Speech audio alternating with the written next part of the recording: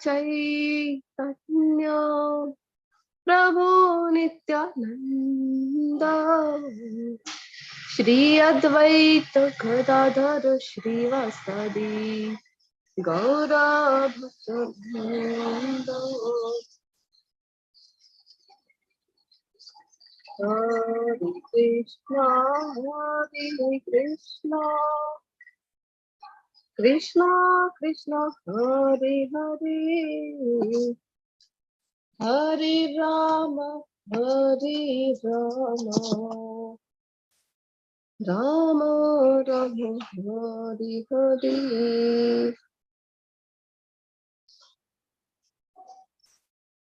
हरे कृष्णा जिग्नेश प्रभु जी, भूमि माता जी हरे कृष्णा, डॉक्टर कृपाली जी, जिगीशा माता जी, मोना धारिया माता जी हरे कृष्णा, नयना माता जी, उर्वशी पटेल माता जी, सुरक्षा माता जी एंड विशाल रावल प्रभु जी।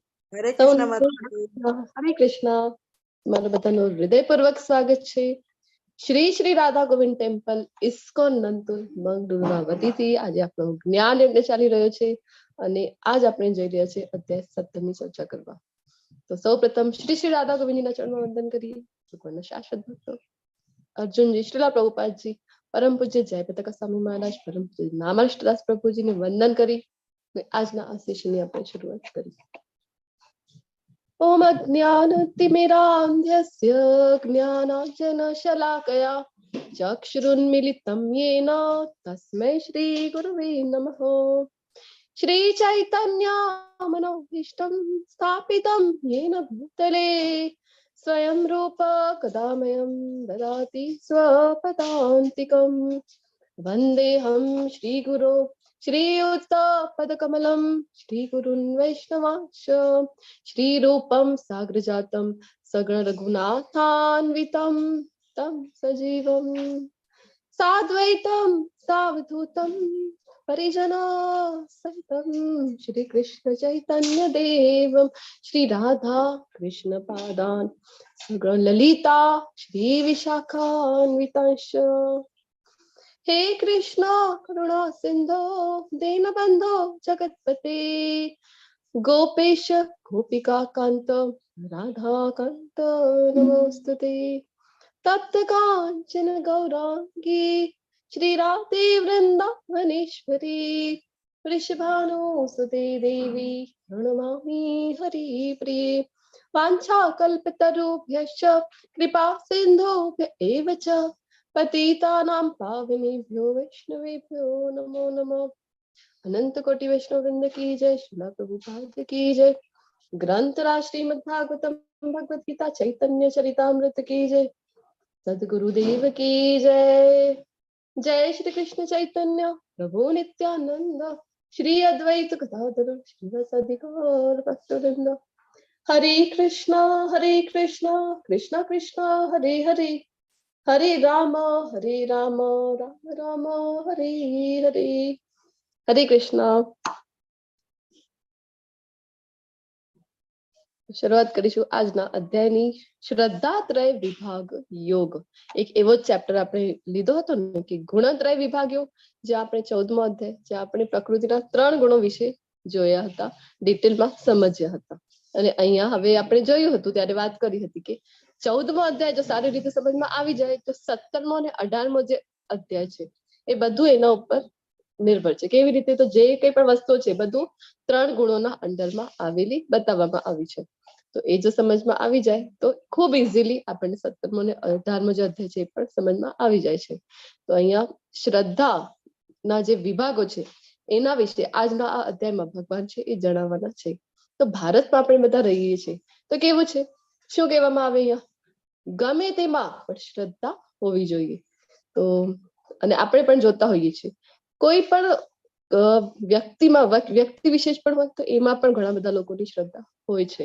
બાબાઓ પણ હોય, એમને પણ શું માની લે કે અમુક કોઈ આમ જાદુ ટોનો કરીને બતાવી દે ને કે અમુક ભભૂતિ આપી દે અથવા તો આમ પડ કાઢીને આપી દે તો આપણે શું કરીએ કે એને જ ભગવાન માની લઈએ છીએ. બીજું એ તો જો આપણને મદદરૂપ થાય અને સૌથી ઇમ્પોર્ટન્ટ કે આપણને જો કોઈ શારીરિક પીડામાંથી બહાર કાઢી લે, કે ડોક્ટર છે તો એક જનરલી આપણે જોઈએ હેડેક પણ થતું હોય છે અને એ માથાના દુખાવા માટે ડોક્ટર પાસે ગયા છીએ અને એના પાસેથી જયારે દવા લઈને આવ્યા, હવે એ આપણને એના માટે ફીસ ચાર્જ કરે છે, કાંઈ પણ મફતમાં આપણને આપે છે નથી આપતા. એ દવા પણ આપણે લઈ આવીએ છીએ પરચેસ કરીને, અને જયારે એ લઈએ અને જો અડધા કલાકમાં આપણો માથાનો દુખાવો છે એ મટી જાય તો શું કરીએ આપણે? તરત જ ડોક્ટરને થેન્ક યુ નો મેસેજ મૂકીએ અથવા તો ફોન કરીએ અને શું કહેતા હોઈએ આપણે? કોઈ પણ તકલીફ નથી, ડોક્ટર બહાર કાઢે તો તમે તો અમારા માટે ભગવાન જેવા છો એમ કહેતા હોઈએ કે નહીં? તો કોઈને પણ આપણે ભગવાન માની લેતા હોઈએ છીએ ખૂબ જલ્દી. તો આજે જોઈશું આપણે કે કેવી શ્રદ્ધા છે, કયા ગુણના અંડરમાં આવે અને ભગવાન એના વિશે શું આપણને જણાવે છે. ઘણા બધા લોકો હોય કે અમે પણ કરીએ છીએ, પ્રભુની સેવા અમે કરીએ છીએ, પ્રભુની સેવા કરવાની, હા, તો અમે ખૂબ માનીએ છીએ, પરંતુ સેવા આપણે પૂછીએ તમે ભોગ ધરાવો છો અથવા તો તમે પોતે જપ કરો છો ભગવાનના નામના, તો કે છે કે ના એ આવું બધું કઈ નહીં. તો પછી તમે ડુંગળી લસણ છોડ્યા છે? ના ના, આવું અમે કઈ નથી કરતા. તો પછી તો બસ અમે માનીએ છીએ ભગવાનમાં, અમે ખૂબ માનીએ છીએ. તો સેવા વગર કોઈ પણ જે ધર્મ છે એ અધૂરો હોય છે. ભૌતિક જગતમાં પણ આપણને કોઈ સાથે સંબંધ છે એ સારી રીતે ડેવલપ આપણે કરવું હોય, અથવા તો ઘરમાં જ આપણે લઈ લઈએ, આપણી માતા છે, માતાને આપણે કહીએ કે હું તને ખૂબ પ્રેમ કરું છું, અને માતા જો કહે કે મારી તબિયત ઠીક નથી, મારી માટે મેડિસિન લઈ આવ, અથવા તમારા પગ છે એ તો દબાવીને આપણે આ બધું રહેવા દો, પણ હું તને ખૂબ પ્રેમ કરું છું એવું જ આપણે કહીએ તો ચાલે? ન ચાલે ને? સેવા આપણને કરવી પડે છે. તો ભગવાનની પણ સેવા આપણને ભક્તિમય સેવા જે આપણે કરતા હોઈએ છીએ, કારણ કે આપણે જોઈ ગયા હતા કે સનાતન ધર્મ એટલે શું છે? તો આપણો જે આત્માનો સ્વભાવ છે, સેવાનો જે ધર્મ છે એ સનાતન ધર્મ છે. તો કે છે કે ના, પ્રભુ ઉપર શ્રદ્ધા રાખવી જોઈએ, પરંતુ આપણે પૂછીએ પ્રભુ ક્યાં, તો એ એમને ક્લિયરિટી હોતી નથી. ભગવાન કોણ છે એ જ ક્લિયરિટી હોતી નથી. તો આજના અધ્યાયમાં એના જ વિશે ભગવાન છે એ ડિટેલમાં જણાવવા જઈ રહ્યા છે. શરૂઆત કરીશું. તો આજના અધ્યાયની જે ઝાંખી છે એ તમારી સમક્ષ છે, જે 8 ભાગોમાં વિભાજિત છે. અર્જુનજી ના પ્રશ્નથી શરૂઆત થાય છે આજના અધ્યાયની, પછી ભગવાન છે એ જવાબ આપે છે. અને ઘણી બધી વસ્તુઓ જો ભગવાન છે આ અધ્યાયમાં આપણને અન્ન વિશે પણ, ભોજન છે એ કેવું લેવું જોઈએ એના વિશે પણ જે ઇન્ફોર્મેશન છે ભગવાન આપે છે. શરૂઆત કરીશું અધ્યાય 17, શ્લોક નંબર 1. અર્જુન ઉવાચ ये शास्त्र विधि मृत्सृज्य यजन्ते श्रद्धयान्वितः तेषां निष्ठा तु का कृष्ण सत्वमाहो रजस्तम. અર્જુને કહ્યું, હે કૃષ્ણ, જે લોકો શાસ્ત્રોના નિયમોનું પાલન નહીં કરીને પોતાની કલ્પના પ્રમાણે પૂજા કરે છે તેમની સ્થિતિ કઈ છે? તેઓ સત્વગુણી છે, રજોગુણી છે કે તમોગુણી? એ 3 અવસ્થામાં જે શ્રદ્ધા હોય છે એ પણ 3 વિભાગોમાં એને વિભાજિત કરવામાં આવે છે. તો અર્જુનજી અહીંયા પૂછી રહ્યા છે, શું કામ? અર્જુનજીને તો ખૂબ ક્લિયર હતું. અર્જુનજી જાણતા હતા કે કૃષ્ણ છે એ જ પૂર્ણ પુરુષોત્તમ ભગવાન છે. અને 12મા અધ્યાયમાં આપણે જોયું ને, જયારે સાકાર નિરાકાર માટે જે પ્રશ્ન કરી રહ્યા હતા, શું કામ પૂછ્યું હતું? તો ભવિષ્યમાં જે લોકો આવવાના છે, આપણા જેવા લોકો આવશે, શું કરશે? તો કોઈ પણ જગ્યાએ એમની શ્રદ્ધા છે એ થવાની છે. એક તો સાકાર નિરાકાર ખૂબ મોટો મુદ્દો હોય છે, અને બીજો એ કે કોઈ પણ વ્યક્તિ વિશેષમાં આપણે વાત કરીને, વ્યક્તિ વિશેષમાં પણ એમની શ્રદ્ધા છે એ ખૂબ દૃઢ હોય છે. એને જે બધું માની લેતા હોય છે. કે પ્રભુપાદજી લખે છે ભાવાર્થમાં કે જો એ સમયે જયારે વર્લ્ડ વોર ચાલી રહ્યું હતું, I think second world war, તો એ સમયે એક વ્યક્તિ હતો કલકત્તામાં, જે કોની પૂજા કરતો હતો? તો હિટલરની પૂજા કરતો હતો. શું કામ? તો એના કારણે જે છે કે રેટ વધી ગયા હતા, એની શોપ હતી કઈ, તો જેના કારણે આનો જે ધંધો છે એ સારી રીતે ચાલી રહ્યો હતો, ધંધામાં એને પ્રોફિટ થઈ રહ્યો હતો, તો એ હિટલરની પૂજા કરતો હતો. તો આવી શ્રદ્ધા લોકોની હોય છે જનરલી, કોઈને પણ ભગવાન માની લેતા હોય છે. તો આવી શ્રદ્ધા હોવી ન જોઈએ. શ્રદ્ધા ખૂબ ક્લિયર હોવી જોઈએ કે શ્રદ્ધા આપણે ક્યાં રાખવાની છે. તો અને વ્યક્તિ વિશેષમાં ઘણી બધી જગ્યાએ આપણે જોઈએ ને કે મોદીજી છે, હવે ભારતમાં મોદીજીના પણ મંદિરો જોવા મળે છે, અથવા તો સિને સ્ટારના, એ તો ખૂબ પહેલાથી છે ને કે અમિતાભ બચ્ચન હોય, અમિતાભ બચ્ચનની તબિયત બગડી જાય તો અહીંયા લોકો છે એ જમવાનું પોતે છોડી દે, એના માટે વ્રત કરતા હોય. રજનીકાંત છે તો એના પણ મોટા મોટા મંદિરો, સચિન તેંડુલકર છે એના મંદિરો કરશે, એની આરતી કરશે. આવી બધી જગ્યાએ ભારતમાં લોકોની શ્રદ્ધા છે એ વિભાજિત હોય છે. તો અર્જુનજી એટલા માટે આ પ્રશ્ન પૂછી રહ્યા છે કારણ કે ભવિષ્યમાં એમને ખ્યાલ હતો કે ભવિષ્યમાં કલયુગમાં આવા લોકો આવવાના છે, જે વ્યક્તિ વિશેષની પૂજા કરવામાં પડી જશે, એને જ ભગવાન માનીને બેસી જશે. તો જો અહીંયા પિક્ચર પણ આપેલા છે ને, સચિન તેંડુલકરના ફેન્સ છે, એનું મંદિર, એની પૂજા કરે, એના હવન પણ કરતા હોય છે. આવી બધી જગ્યાએ હોય છે લોકોની શ્રદ્ધા. અમિતાભ બચ્ચનના છે મંદિરો, બચ્ચન ધામ કરીને અહીં આપેલું છે ને. તો આવી બધી જગ્યાએ જે લોકોની શ્રદ્ધા હોય તો એ કઈ કહેવાય, પછી આપણને કઈ દિશામાં લઈ જાય એ હવે જોઈશું આજના અધ્યાયમાં. જો અહીંયા રાવણના પણ મંદિરો છે. જો કે છે કે રાવણ એટલે રાવણ તો ખૂબ તપસ્વી હતું, તો રાવણના પણ મંદિરો હોય છે. તો ભગવાન એનો જવાબ આપે છે. શું કહે છે? શ્રી ભગવાન વાચ ત્રિવિધા ભવતી શ્રદ્ધા દેહિનામ સા સ્વભાવજા સાત્વિકી રાજસી ચૈવ તામસી ચેતિ તામ શૃણુ. પૂર્ણ પુરુષોત્તમ પરમેશ્વરે કહ્યું, દેહધારી જીવ દ્વારા પ્રાપ્ત કરાયેલા પ્રકૃતિના ગુણો પ્રમાણે તેની શ્રદ્ધા 3 પ્રકારની હોઈ શકે છે: સત્વગુણી, રજોગુણી તથા તમોગુણી. હવે આ વિશે મારી પાસેથી સાંભળ. અર્જુન કહે છે કે હા, 3 ગુણો તું કહી રહ્યો છે ને, 3 ગુણમાં અવસ્થિત વ્યક્તિ વિશેષ છે, જે દેહધારી જીવ છે, એટલે કે આપણે બધા. તો પ્રકૃતિના ગુણો હોય છે, જે પ્રમાણેના ગુણો એને ડેવલપ કરેલા છે એ મુજબ એની શ્રદ્ધા છે એ 3 ભાગોમાં પછી વિભાજિત હોય છે. હે ભરતપુત્ર, પ્રકૃતિના વિભિન્ન ગુણો હેઠળ મનુષ્યના અસ્તિત્વ પ્રમાણે તે એક વિશેષ પ્રકારની શ્રદ્ધા વિકસિત કરે છે. જીવે સ્વયં અર્જિત કરેલા ગુણો અનુસાર જ એને અમુક વિશેષ શ્રદ્ધા યુક્ત કહેવામાં આવે છે. આપણે જે પ્રકારના ગુણ આપણે ડેવલપ કરીએ છીએ એના જ મુજબ આપણી જે શ્રદ્ધા છે એ કોઈ વ્યક્તિમાં છે અથવા તો કોઈ દેવી દેવતામાં છે, તો કઈ જગ્યાએ શ્રદ્ધા છે એ નક્કી થાય છે. તો કહે છે અહીંયા, સત્વગુણી મનુષ્યો દેવોને પૂજે છે, રજોગુણી મનુષ્યો અસુરોની પૂજા કરે છે, અને તમોગુણી લોકો ભૂત પ્રેતને પૂજે છે. સત્વગુણી, આ 3 ગુણો વિશે આપણું જે મેન્ટાલિટી છે એ ખૂબ ક્લિયર હોવી જોઈએ. 14મા અધ્યાયમાં આપણે ડિટેલમાં જોઈ ગયા છે કે 3 ગુણ. હવે કોઈને થશે આપણે જો પૂછીએ કે કયો ગુણ હોવું જોઈએ, કયો ગુણ છે જે શ્રેષ્ઠ ગણાય, અથવા તો કયો ગુણ છે જે આપણને ભગવાનના ધામ સુધી લઈ જાય, તો પછી આપણા માઇન્ડમાં સત્વગુણ તો આવવું જ ન જોઈએ. કારણ કે ગુણત્રય વિભાગમાં આપણે ડિટેલમાં જોઈ ગયા છે કે 3 પ્રકારના ગુણો છે એ આપણને બાંધે છે. સત્વગુણ હોય તો કઈ સાંકળ સાથે આપણે સરખાવી હતી એને?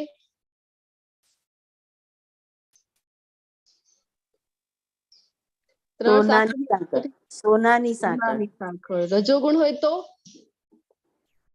લોખંડની સાંકળ. ના, ચાંદીની, સિલ્વર. ચાંદીની.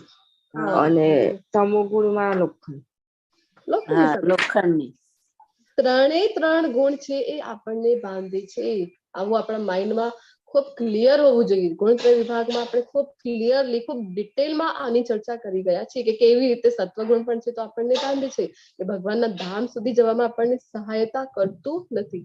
3 ગુણમાં આપણે કહી શકીએ કે સત્વગુણ છે એ બેટર છે, પરંતુ ભગવાનના ધામમાં લઈ જવા માટે સત્વગુણ પણ નહીં. 3 ગુણથી ઉપર ઉઠીને ભક્તિમય સેવા કરીશું. આપણે જોયું ને, કૃષ્ણના ધામમાં જવા માટે કેવલ એક અને એક જ માર્ગ હતું, ભક્તિમય સેવા.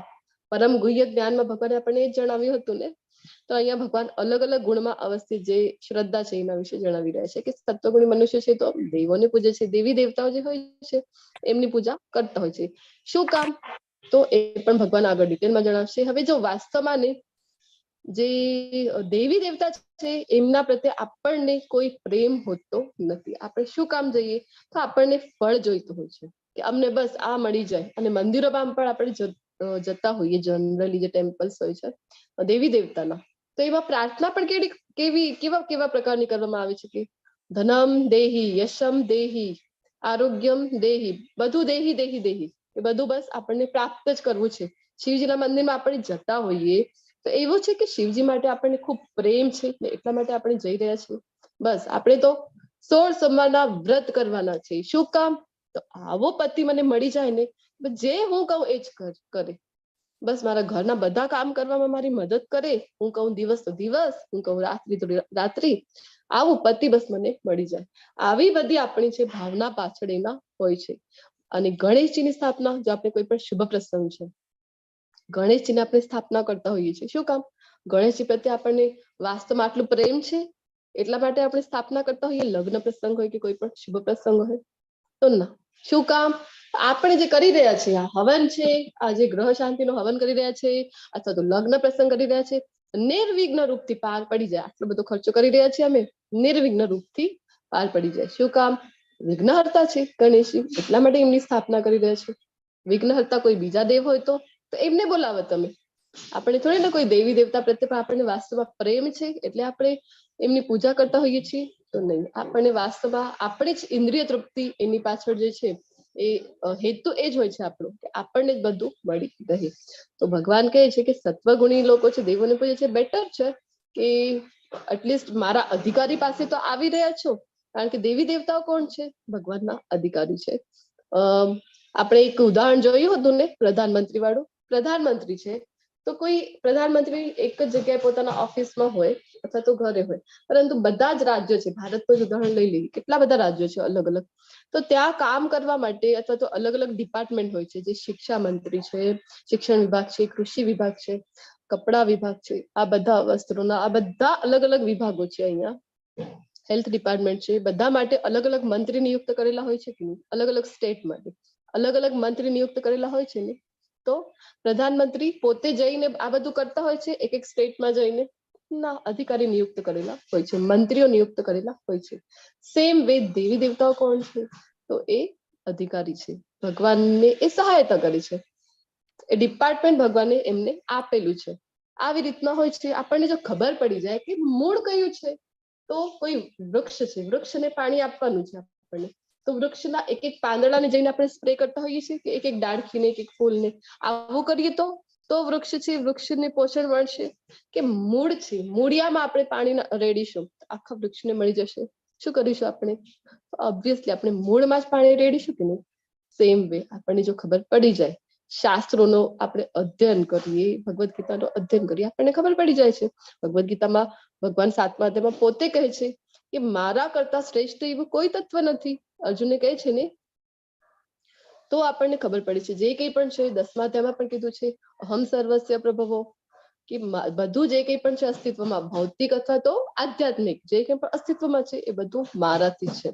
તો ખબર પડી જાય કે મૂળ ક્યાં છે, તો મૂળને પાણી રેડીશું, ફક્ત કૃષ્ણની સેવા કરીશું, તો બધા જ દેવી દેવતાઓ છે એમને સંતુષ્ટ એ પોતાની મેળે થઈ જશે.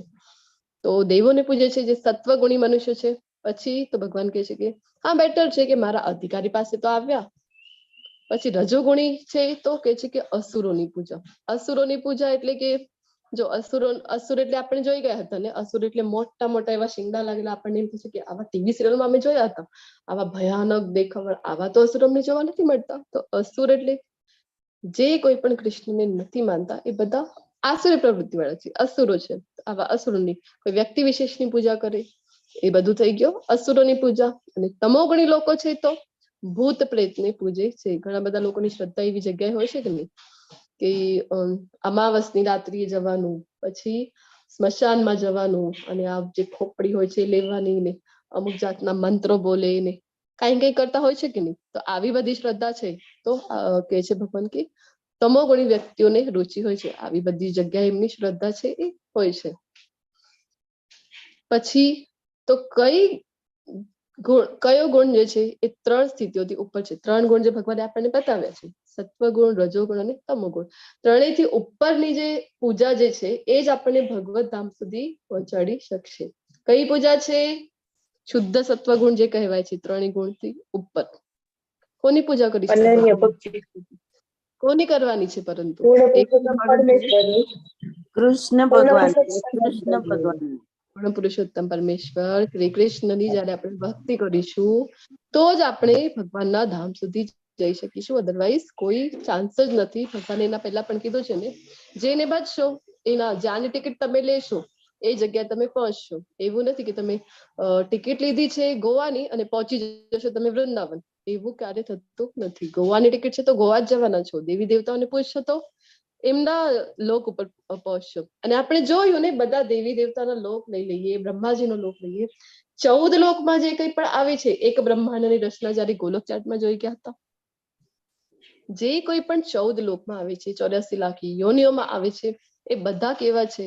તો બધા નાશ પામે છે. ભગવાને જણાવ્યું ને ભૌતિક પ્રકૃતિમાં બ્રહ્માજી થી લઈને કીડી સુધી અથવા તો એનાથી પણ સૂક્ષ્મ જીવો જે હોય છે બધા કેવા છે?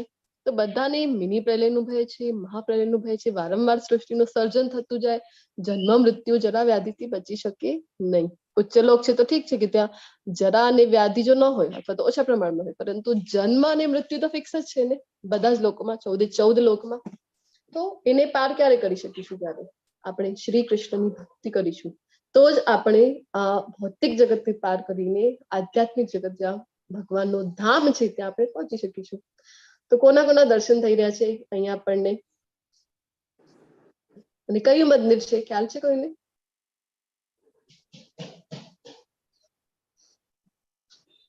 હરે કૃષ્ણ. રાધા ગોવિંદ શ્રીલા કૃષ્ણ બલરામજી મંદિર છે એ ખબર નથી માતાજી. કૃષ્ણ બલરામ વૃંદાવન. હા, વૃંદાવન નજીક કૃષ્ણ બલરામજી છે એ મંદિરના દર્શન છે. અને હજી કોણ છે ત્યાં? એ શ્રી ભક્તિ વેદાંત સ્વામી પ્રભુપાદ. પ્રભુપાદજી. અભય ચરણારવિંદ ભક્તિવેદાંત સ્વામી શ્રીલા પ્રભુપાદ કી કી જય. જય. પ્રભુપાદજી છે. તો જો ઇસ્કોનમાં તમને જોવા મળશે કે બલરામજીની પણ પૂજા મોસ્ટલી ઇસ્કોનમાં થતી હોય છે. શું કામ? કારણ કે આપણે ગોલોક જયારે એક્સપ્લેન કરી રહ્યા હતા ત્યારે જોયું ને, કૃષ્ણનું જયારે રાઈટ સાઈડ થી એક્સપાન્શન થાય છે, વિસ્તાર થાય છે, ત્યારે જે પહેલું જ વિસ્તાર છે એ છે બલરામજીનો. જયારે લેફ્ટ સાઈડ થી કરે છે ત્યારે શ્રીમતી રાધા રાણી. તો પહેલું જ અવતાર જે છે ખૂબ ક્લોઝ છે ને કૃષ્ણની, એટલે કૃષ્ણ અને બલરામની પૂજા ઇસ્કોનમાં આપણે કરતા હોઈએ છીએ. તો જો 9મા અધ્યાયનું શ્લોક જે હમણાં આપણે વાત કરી રહ્યા હતા ને 9.25 છે એ શ્લોક અહીંયા આપેલું છે. શું કીધું હતું ત્યાં ભગવાને? યાન્તિ દેવવ્રતા દેવાન પિતૃન યાન્તિ પિતૃવ્રતઃ ભૂતાની યાન્તિ ભૂતેજ્યા યાન્તિ મદ્યા જીનોપી મામ. કે કેવી પૂજા કરશો તો કયા જગ્યાએ તમને જગ્યા જવા મળશે, જ્યાંની ટિકિટ તો એ જગ્યા તમે જઈ શકશો. કૃષ્ણની પૂજા કરશો તો કૃષ્ણના ધામમાં જઈ શકશો.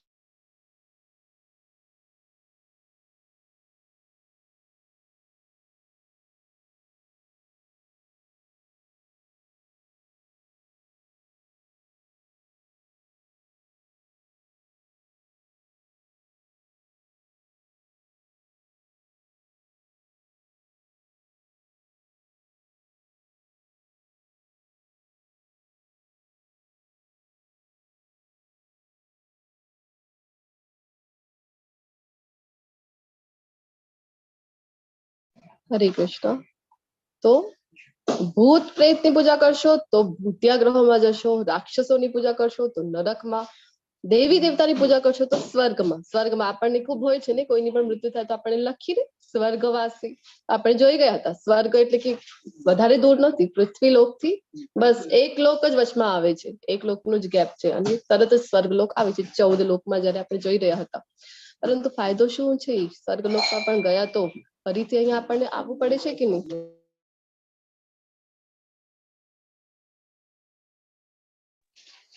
હરે કૃષ્ણ. તો કેવલ અને કેવલ કૃષ્ણની પૂજા કરીશું તો આપણને ભગવત ધામની પ્રાપ્તિ થશે. વૈકુંઠ લોકમાં કૃષ્ણનો જે લોક છે ગોલોક, તો ત્યાં આપણને એન્ટ્રી મળશે. ક્યારે? જ્યારે આપણે ટિકિટ કઢાવીશું ભગવાનના ધામની. ટિકિટ કઈ છે? કાલના અધ્યાયમાં પણ જોઈશું કે ભક્તિની જો આપણી પાસે ટિકિટ હોય તો આપણે ભગવાનના ધામમાં એન્ટ્રી મળીશે. હવે ભગવાન છે એ આપણા બનવા જઈ રહ્યા છે ડાયટિશિયન. આપણને બતાવશે શું ખાવું જોઈએ, કેવું ખાવું જોઈએ. તો ભગવદ ગીતામાં ઘણા બધા લોકોને થાય કે ખૂબ હાઈ લેવલનું જ્ઞાન છે, આત્મા પરમાત્મા આ બધું કઈ સમજ નથી પડતી. તો છે ત્યાં દિવ્ય જ્ઞાન છે ને આત્મા પરમાત્માથી લઈને, કારણ કે આ જ જન્મમાં આપણે કેવી રીતે આ ભૌતિક જગતને પાર કરીને ભગવાનના ધામ સુધી પહોંચી જઈએ, ધામ સુધી પહોંચાડવાનું જ્ઞાન અહીંયા આપેલું છે ભગવદ ગીતામાં. પરંતુ એની સાથે સાથે બેસિક જ્ઞાન પણ આપણને ભગવાન છે એ આપે છે. કયું જ્ઞાન? તમારે શું ખાવું જોઈએ અને શું નહીં, એ બધું જ્ઞાન જો આપણને અહીંયા પણ સુખપૂર્વક રહેવું હોય ને, ભૌતિક જગતમાં આપણે ઘણા લોકો કહી શકીએ કે અમને નથી ખબર મૃત્યુ પાછળ પુનર્જન્મ છે કે નહીં, ધામમાં જવા માટે અમને ઇન્ટરેસ્ટ નથી. તો અહીંયા પણ જો સુખપૂર્વક રહેવું હોય તો ભગવદ ગીતાનું જ્ઞાન લેવું ખૂબ જ ઇમ્પોર્ટન્ટ છે. ભગવાન આપણને બતાવે છે કે જે અન્ન સત્વગુણી મનુષ્યને પ્રિય છે, ત્રણેય ગુણમાં જે અન્ન હોય છે એના વિશે ભગવાન જણાવે છે. એ કેવું હોય છે તો કહે છે કે તે આયુષ્ય વધારનાર છે. આયુષ્ય વધારનાર એટલે 100 વર્ષ જીવીશું અથવા તો એના કરતા વધારે. તો આયુષ્ય શું કામ વધારે? તો આપણે જો આયુષ્ય જો આપણે વધારનાર એટલે કે સારી રીતે જો આપણે હેલ્ધી આયુષ્ય આપણને મળશે તો આપણે ભગવાનની સેવા છે એ હજી સારી રીતે કરી શકીશું. એટલે આયુષ્ય વધારનાર, જીવનને શુદ્ધ કરનાર, કે આપણું જે જીવન છે એને એ શુદ્ધ કરી દે છે. અને બળ, બળ શું કામ જોઈએ ભાઈ? તો બળ એટલે જોઈએ કોઈ પણ ભક્તિમાં સેવા કરીએ આપણે તો આપણે બળ જોઈએ કે નહીં? તો એટલા માટે બળ મળે એવું ભોજન લેવું જોઈએ ને આપણે, તો મંગલા આરતીમાં ઉઠી શકીશું, તો ભગવાનના નામના જપ કરી શકીશું.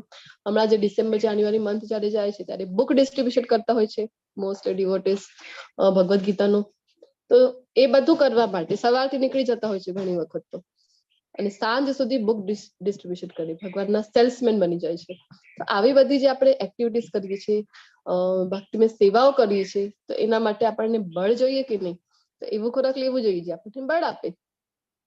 સ્વાસ્થ્ય સારું હશે તો આપણે આપણી જે સાધના, વૈદિક સાધના ભક્તિ આપણે બધા કરી રહ્યા છીએ, તો આપણે આપણી જે ડે ટુ ડે સાધના છે એ સારી રીતે પરફોર્મ કરી શકીશું. સુખ તથા તૃપ્તિ આપનારું હોય છે, કે જે ભોજન જમીને આપણને એક સેટિસ્ફેક્શનની અનુભૂતિ થાય, એવું જે અન્ન છે એ છે સત્વગુણ. આવું અન્ન કેવું છે તો ભગવાન કહે છે કે રસયુક્ત હોય છે, એમાં રસ હોય છે. જો લાઈવ ફૂડ જેને કહેવામાં આવે ને, ફ્રૂટ્સ છે, વેજીટેબલ્સ છે, અને હમણાં તો કોરોના કાળમાં આપણે જોઈ રહ્યા હતા કે નેચરોપેથી ઉપર કેટલા બધા લોકોના વિડીયો આવી રહ્યા હતા ને, લાઈવ ફૂડ કે જેમાંથી જે ફૂડ છે એને આપણે જો માટીમાં પૂરી દઈએ તો પછી એનાથી ન્યૂ લાઈફ ત્યાંથી શરૂ થાય છે. કોઈ ફ્રૂટ્સને આપણે મૂકી દઈએ માટીમાં તો એક નયું છોડ છે એ ત્યાંથી આવે કે નહીં? તો પિઝાને આપણે મૂકીએ માટીમાં તો ત્યાંથી કઈ નવું આવે છે?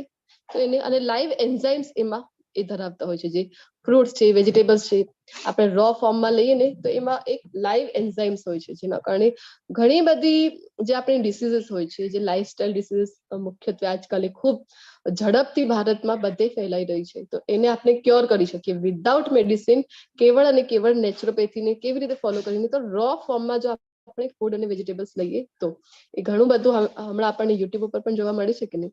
તો આપણને ખબર પડે છે કે આજે સાત્વિક ફૂડ લઈએ આપણે તો આપણને હેલ્ધી પણ રાખે છે, મેન્ટલ હેલ્થ આપે છે, ફિઝિકલ હેલ્થ આપે છે.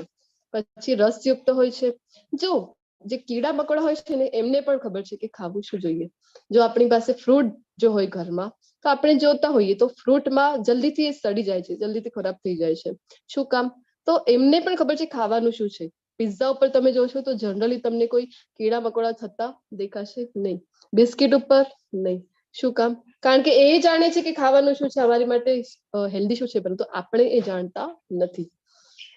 તો રસયુક્ત, સ્નિગ્ધ એટલે કે જેમ ઘી હોય છે, ઘી હોય, માખણ હોય, એ બધું સ્નિગ્ધ અને પોષણ કરનારું હોય છે, આપણને એ પોષણ આપે છે.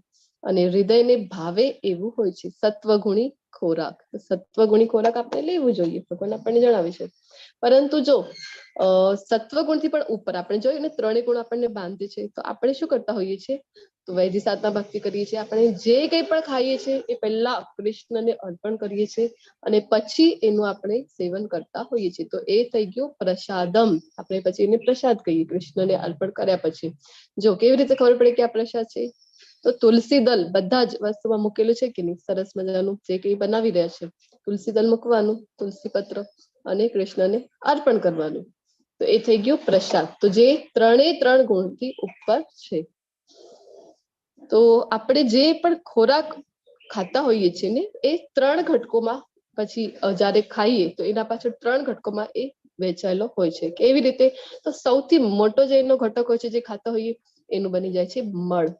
પછી મધ્યમ જે ઘટક હોય છે એ માંસમાં શોષાય છે, અને જે સૂક્ષ્મ ઘટક હોય છે એનું બને છે મન અને ચેતના. તો જે એ બધી વસ્તુમાં શોષાઈ જાય છે, સમાઈ જાય છે.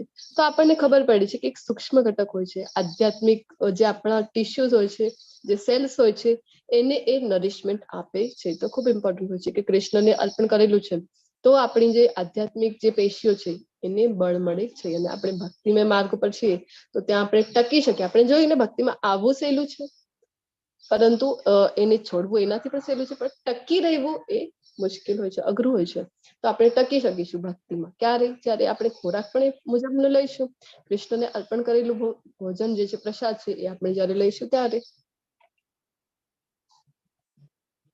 તો જો આપણે ખાતા હોઈએ એવા આપણે બની જઈએ. આપણે જો ખાઈએ બર્ગર તો પછી બર્ગર જેવા આપણે થઈ જઈએ, અને પછી આપણે શું કરતા હોઈએ છીએ?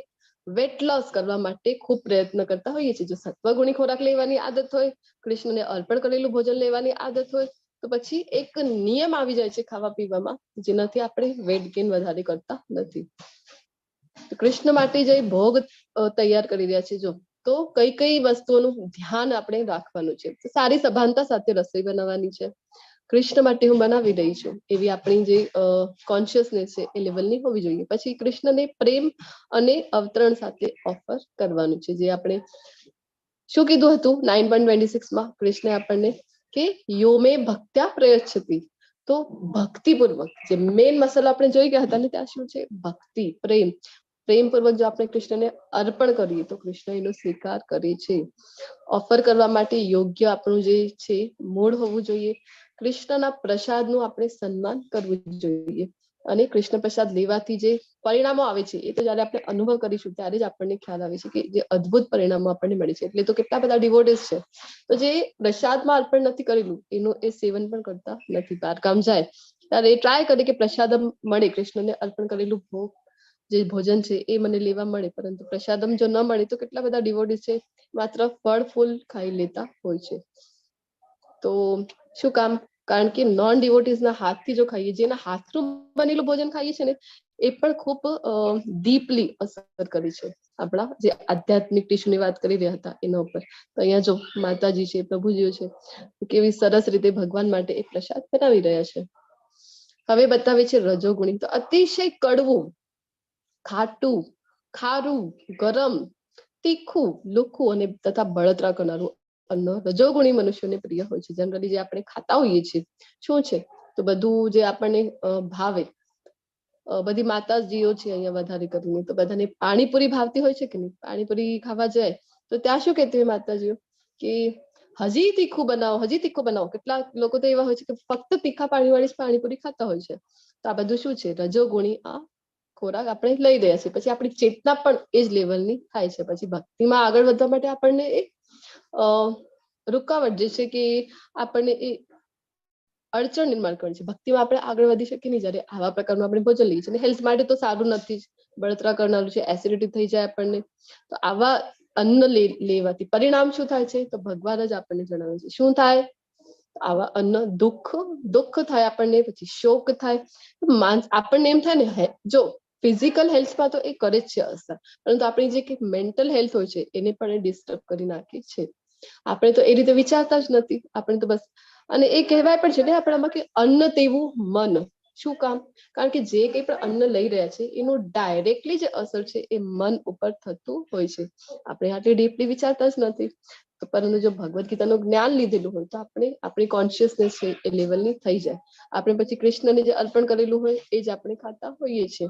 તો આવો જે ખોરાક છે જે રજોગુણ, તો દુઃખ આપે, શોક આપે અને રોગ ઉત્પન્ન કરનારો હોય છે.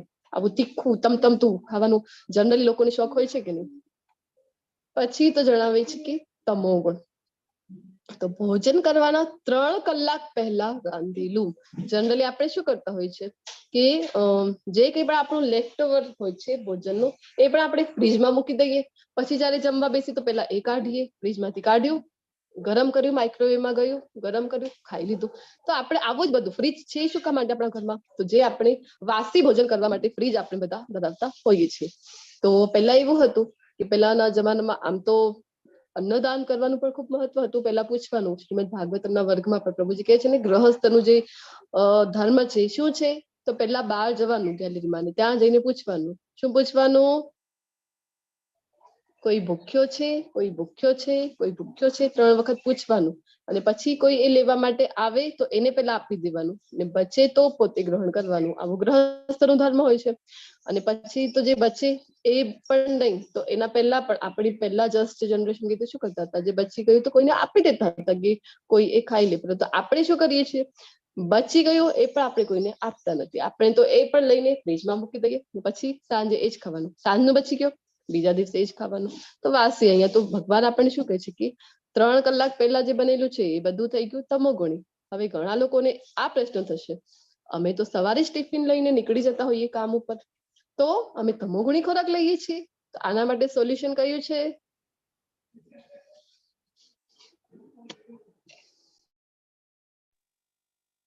કૃષ્ણને અર્પણ કરેલો પ્રસાદ લઈશું. યસ. તો જે આપણે બનાવી રહ્યા છે પહેલા કૃષ્ણને અર્પણ કરવાનું અને પછી પ્રસાદ બની ગયું, તો પછી એ 3 ગુણથી ઉપરનું પછી થઈ જાય છે. પછી આવે છે સ્વાદહીન. સ્વાદહીન હોય છે. તમોગુણી જે આપણે લઈ રહ્યા છીએ એ બધું સડેલું હોય છે. જે બધું ભોજન છે ને તમોગુણી લોકોને જે પ્રિય હોય છે કેવું હોય છે? એક તો પહેલા રાંધેલું હોય તો ઓબ્વિયસલી બધા જીવ જીવા તેમાં થતા જ હોય છે. સ્વાધીન છે, બગડેલું હોય છે, દુર્ગંધ મારતું. જો બગડેલું ભોજન, આ અહીંયા એક મીઠાઈનું પિક્ચર આપેલું છે ફોરેનમાં. એ મીઠાઈ છે ખૂબ પ્રચલિત છે અને ખૂબ મોંઘી વેચાય છે. અને એને ખાવાનું ક્યારે હોય? જ્યારે અમુક જાતના કીડાઓ એમાં પડી જાય ને ત્યારે એને આ રોગોમાં આવે છે. આવી બધી વસ્તુઓ ફોરેનમાં લોકો ખાતા હોય છે. દુર્ગંધ મારતું. ઘણા લોકોને એમ થાય કે ઇસ્કોનનો શું કામ ડુંગળી લસણ ના પાડી છે ખાવા માટે? ક્યાં છે? ભગવદ ગીતામાં લખેલું છે? ક્યાં છે? તો દુર્ગંધ મારતો અહીંયા આપેલું છે ને, તો એમાંથી જ આપણને ખબર પડી જાય ડુંગળી લસણ કેવા છે, દુર્ગંધ મારતા છે કે નહીં.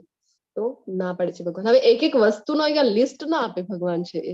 શું કામ? કારણ કે પછી આપણા તો ભગવદ ગીતાના શ્લોકો કેટલા મોટા થઈ જાય કે નહીં. તો ભગવાન અહીંયા આપણને શોર્ટમાં બતાવે છે. પછી કોણ આપણને સમજાવે એનો જે અર્થ છે એ? આચાર્ય જયારે આવે ત્યારે આપણને એનો જે અર્થ થાય છે એ આપણને સમજાવે.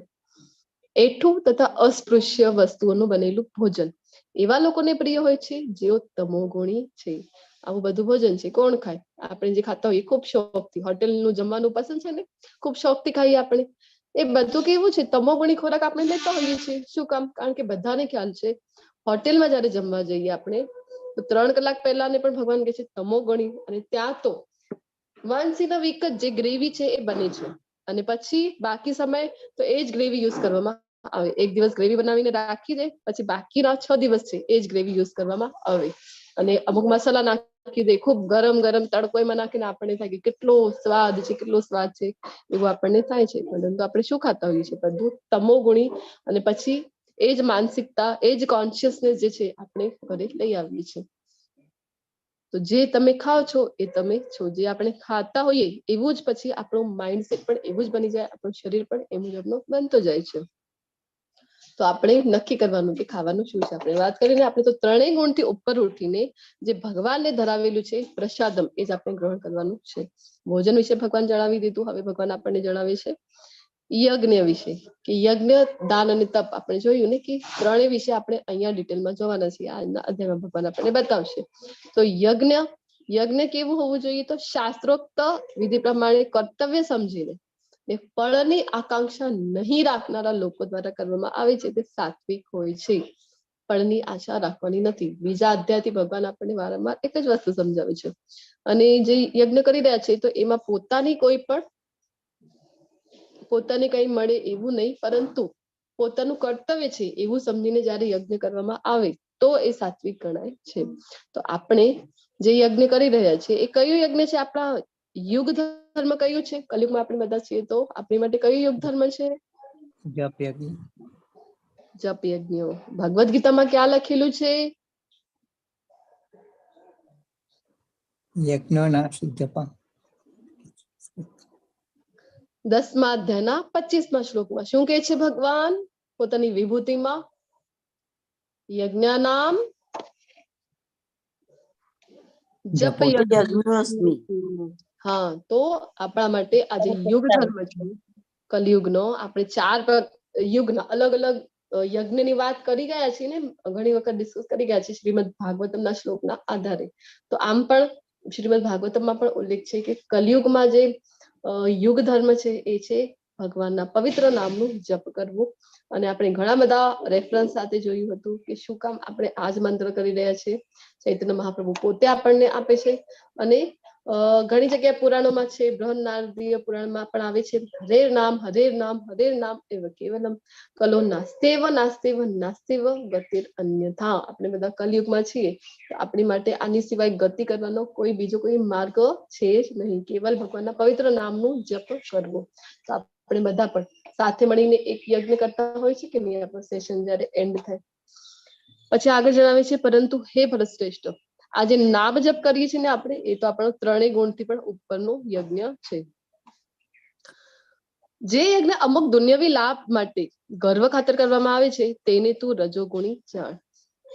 યજ્ઞ કરી લો, યજ્ઞની પાછળ પણ શું છે, તો કઈ ને કઈ એના પાછળ એક અભિલાષા હોય છે, કઈ નહીં તો એક માનની અભિલાષા બધાને હોય છે. યજ્ઞ અને દાન જયારે કરતા હોય છે ત્યારે યજ્ઞમાં દેખાડો પણ ખૂબ કરવામાં આવે છે. મારા બાજુવાળાએ કેટલો ખર્ચ કર્યું હતું હવનમાં? 2 લાખનું. જો 5 લાખનું હવન છે મારે કરવાનું છે. પુરોહિતો ક્યાંથી આવ્યા હતા? આ સિટીથી બોલાવ્યા, ચલો હું આના કરતા પણ મોટી સિટીથી પુરોહિતોને બોલાવીશ ને એવું હવન કરીશ, એવું ભવ્ય આયોજન કરીશ. આવું બધું આપણી પાસે એના પાછળ જે છે મનોસ્થિતિ હોય છે. ને બીજું શું, તો બધા કેવા જોઈએ કે જો તો આ કેટલો મોટો યજ્ઞ એને કર્યું છે, કેટલું સારું ભોજન ત્યાં હતું, તો બીજા બધા આપણા વખાણ કરી, એવી આપણી એના પાછળ જે છે અભિલાષા હોય છે યજ્ઞની પાછળ. પછી આગળ કહે છે કે જે યજ્ઞ શાસ્ત્રોક્ત નિર્દેશોની ઉપેક્ષા કરીને પ્રસાદ વહેંચ્યા વિના, હવે તમોગુણ છે ને, તો એક વસ્તુ અહીંયા નક્કી છે, કઈ?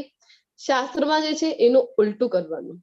એનું ઉલટું કરે એ થઈ ગયા તમોગુણી. તમોગુણી છે તો યજ્ઞમાં જે શાસ્ત્રોમાં વિધિ વિધાન લખેલા છે બસ એનું ઉલટું કરવાનું. પ્રસાદ વેચ્યા વિના, કોઈ પણ હવન છે પ્રસાદ વેચ્યા વગર એ પૂર્ણ થતું નથી.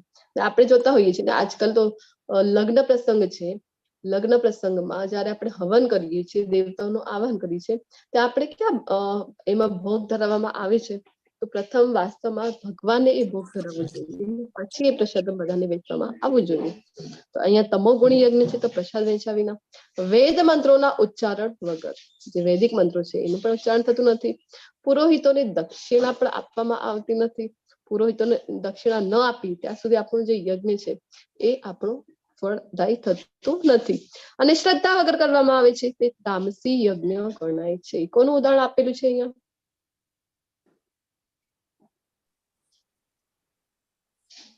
અગ્નિહોત્રી યજ્ઞ કરતા હતા માતાજી. હા, કોણ છે આ વ્યક્તિ જે યજ્ઞ કરી રહ્યા છે દુર્વાસા શિવજીને પ્રસન્ન કરવા માટે? દુર્વાસા મુનિ નહીં, દુર્વાસા મુનિ નથી. નહીં. રાવણ? જી નહીં, રાવણ પણ આ જ પ્રકારની યજ્ઞ જે છે રાવણ પણ કરી રહ્યો હતો, કારણ કે પોતાની મનોકામના માટે કરે છે, વાસ્તવમાં ભગવાનની પ્રસન્નતા માટે કરતો નથી. પરંતુ અહીંયા જે ઉદાહરણ આપેલું છે એ છે ભસ્માસુરનું. ભસ્માસુર,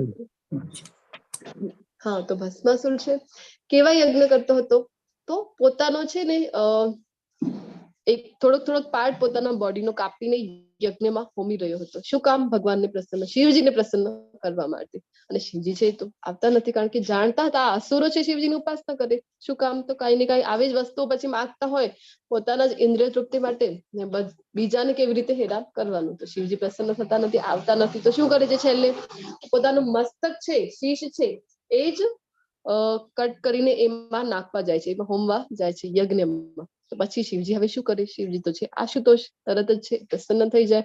અને હવે ન પણ એમને આપવું હોય આવી બધી વસ્તુ તો પણ એમને આપવી પડે છે, કારણ કે ખૂબ જલ્દી એ પ્રસન્ન થઈ જાય છે. શિવજી છે આવી જાય છે ત્યાં કે અને એને ના પાડે છે, કરવા માટે રોકે છે અને પૂછે છે કે મનોકામના કઈ છે? તો શિવજીને માગે છે. શું માગે છે? જેના ઉપર આમ હાથ મૂકું હું એ બળીને ભસ્મ થઈ જવું જોઈએ. શિવજી કહે છે તથાસ્તુ, અને શિવજી જતા રહે. શિવજીની પાછળ એ ચાલ્યો જાય. આજે ભસ્માસુર છે અને મનમાં ઈચ્છા શું હતી કે હમણાં જ મને આ વર છે મળ્યો છે, લાવને હું ટેસ્ટ કરું.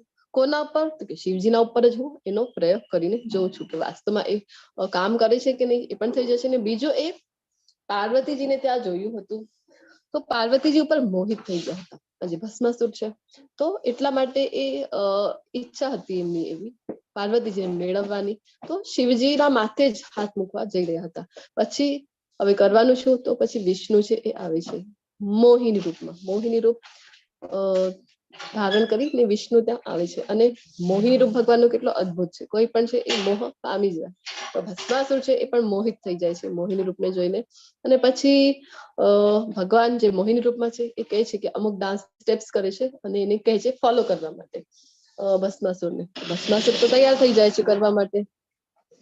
અને પછી શું કરે કે અમુક જે ડાન્સની સ્ટેપ્સ કરી રહ્યા હતા એ કરતા કરતા પોતાના માથા ઉપર જ હાથ મૂકે, મોહિની રૂપમાં જે ભગવાન છે. અને ભસ્માસુર પણ શું કરે, તો એ પણ અમુક ડાન્સ કરતા કરતા મોહિની જેમ કરે છે તેમ જ કરવાનું હતું ને, તો એ પણ પોતાના માથા પર હાથ રાખી દે. અને પછી શું થાય, તો અંતે પોતે જ બળીને ભસ્મ થઈ જાય છે. તો આવા બધા અસુરો હોય છે અને આવા બધા યજ્ઞો છે પરફોર્મ કરતા હોય છે. પરંતુ શું કામ, તો આપણે એમ કહી શકીએ કે ખૂબ મોટો તપસ્વી હતો એવું આપણે એને કહી શકીએ. રાવણ પણ ખૂબ મોટો તપસ્વી હતો ને, તો પોતાનો શીશ કેટલી વખતે એમાં હોમી દે છે કે નહીં, આટલો મોટો તપસ્વી. પરંતુ ફાયદો શું છે, ભગવાનની પ્રસન્નતા માટે કરી રહ્યા છે. આવા જે અસુરો છે એ યજ્ઞો કરતા હોય અથવા તો તપસ્યા કરતા હોય તો નહીં, પોતાના પાછળ એમને ફળની ઈચ્છા હોય છે, પોતાને કઈ મેળવવાની ઈચ્છા હોય છે વાસ્તવમાં, એટલા માટે એ કરતા હોય છે. હવે આ ભસ્માસુર છે એને શિવજી પ્રત્યે કોઈ પ્રેમ હતો નહીં, તો આવા આવા કરતા હોય તો ભગવાન બધું તામસિક યજ્ઞ છે.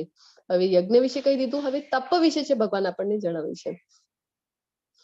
તો જો આપણા બાળકોને જો આપણે ભગવદ ગીતાનું જ્ઞાન આપીએ ને, તો અને આ જો 17.14 છે આ શ્લોક જો સારી રીતે સમજાઈ જાય બાળકોને, તો પછી એ બાળકો ક્યારેક પણ પોતાના માતા પિતાની અવહેલના કરશે નહીં અથવા તો અપમાન કરશે નહીં. શું કામ, કારણ કે અહીંયા ભગવાન જયારે તપ વિશે જણાવે છે તો તપ અલગ અલગ વસ્તુનો તપ કેવું હોય છે. તો પહેલા શરીરનો તપ છે એ ભગવાન આપણને જણાવે છે. શરીરનો તપ કોને કહેવાય, તો ભગવાન કહે છે પરમેશ્વર. સૌ પ્રથમ કોણ, તો રાધા કૃષ્ણ. રાધા કૃષ્ણને જો આપણે પ્રણામ કરીએ, રાધા કૃષ્ણની પૂજા કરીએ, પછી કહે છે બ્રાહ્મણો.